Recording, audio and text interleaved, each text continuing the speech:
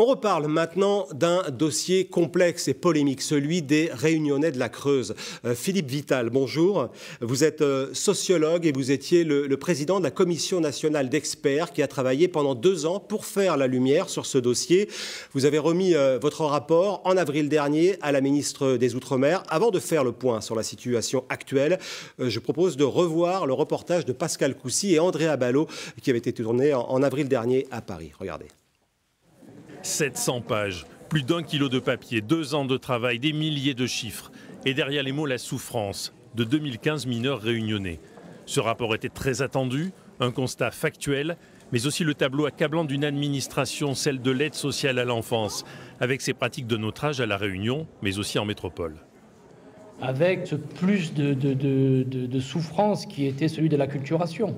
10 000 kilomètres, une culture différente, la ministre l'a dit, une couleur de peau différente. Si l'ASE a fonctionné de la même manière à La Réunion comme dans l'Hexagone, il y a eu cette spécificité-là d'un territoire post-colonial qui a ajouté de la souffrance à la souffrance. L'État a manqué à sa responsabilité morale à l'encontre de ces mineurs. La ministre des Outre-mer reprend à son compte le réquisitoire contre le service de l'aide sociale à l'enfance. Elle promet aussi d'adopter ou de pérenniser plusieurs propositions de la Commission pour aider les victimes. On a là le besoin d'être aux côtés de ces ex-mineurs pour qu'un chemin accompagné puisse être poursuivi, puisque pour certains c'est déjà le cas, se rendre à La Réunion, pouvoir être accompagné. C'est un dispositif qui a déjà mis en place, qui a déjà été mis en place, qui va être pérennisé.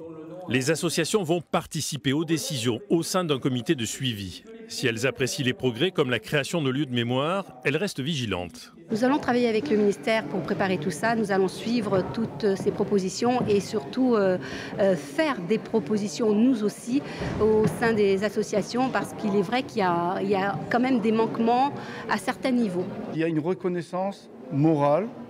La reconnaissance morale donc de l'État, c'est aujourd'hui. Néanmoins, nous pensons que cette reconnaissance morale est quelque chose qui reste vague. Toutes les associations de victimes se rejoignent désormais sur un point. La reconnaissance de la responsabilité morale de l'État ne les empêchera pas de reprendre leur combat devant les tribunaux. Voilà pour ce rappel des faits. Philippe Vital, donc 8 mois plus tard, est-ce que les choses ont avancé grâce à ce rapport ? Et comme il est dit dans le reportage, des mesures avaient été anticipées dès 2017, c'est-à-dire pour le transport, pour le rapatriement des corps, pour l'hébergement à La Réunion, pour ceux qui souhaitaient y aller. Les dossiers ont toujours été en accès, mais on a renforcé, là d'autant plus avec ce dispositif, la possibilité pour ceux et celles qui souhaitent accéder à leur origine de pouvoir le faire. Donc ça a été fait. Mais en tout cas, les propositions que vous aviez faites, vous, à l'issue de ce rapport, est-ce qu'elles ont eu un écho ensuite ? Alors écoutez, il y a eu la crise en Guyane, il y a eu la crise à Mayotte, la crise à La Réunion. Je ne souhaite pas dédouaner l'État, mais force est de constater qu'aujourd'hui, la co-construction des mesures qui avaient été annoncées par la ministre lors de la remise du rapport, pour l'instant, sont en stand-by. Alors, on peut en parler, c'est notamment la création d'une journée mémorielle, par exemple, d'un lieu aussi mémoriel. C'était ça les principales mesures ? Tout à fait. Il y avait aussi la présence dans les manuels scolaires de cette histoire.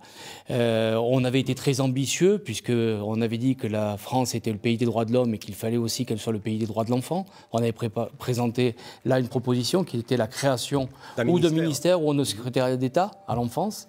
Bon, des propositions qui étaient bien présentes. Pour le moment, une fois encore, c'est du stand-by. 8 mois plus tard, rien du tout. On les appelle les enfants de la Creuse. Mais vous souhaitez un peu dédiaboliser, entre guillemets, ce département et ses habitants. Il faut arrêter de stigmatiser la Creuse, vous dites, parce qu'il n'y en a pas eu qu'en Creuse de ces enfants. Il y en a eu dans 83 départements, je crois. C'est ça, 83 départements. Alors, on les appelle généralement les enfants de la Creuse parce que c'est le plus gros effectif. Oui, 200. 215 en 1966. Mais déjà, ce sont les enfants de La Réunion, parce qu'il n'y a pas que des Réunionnais qui ont été transplantés. Oui, depuis qu'on travaille sur cette affaire, depuis Tristropique de la Creuse, il me semble quand même qu'un procès généralisé est fait aux familles d'accueil, aux Creusois, et dans le Tarn, c'est la même chose, qui se voient un petit peu comme des esclavagistes, alors que nous sommes là en terre limousine, qui a été une terre de juste d'accueil durant la Seconde Guerre mondiale. Il ne faut pas généraliser. Rapidement, le gouvernement pourrait se débarrasser, et d'ailleurs je crois que c'est le cas en ce moment, de ce dossier, pour le confier au conseil départemental de La Réunion. Est-ce que c'est une bonne chose? Alors, débarrasser, j'utiliserai pas ce terme-là. Oui. C'est, à mon sens, une bonne chose parce que La Réunion demande, on l'a vu dans les événements récents, une territorialisation. Donc, de prendre en charge au niveau local ce dispositif, oui, pour autant que les moyens suivent. Voilà. Merci beaucoup Philippe Vital, sociologue, président de cette commission nationale sur les Réunionnais de la Creuse. Merci.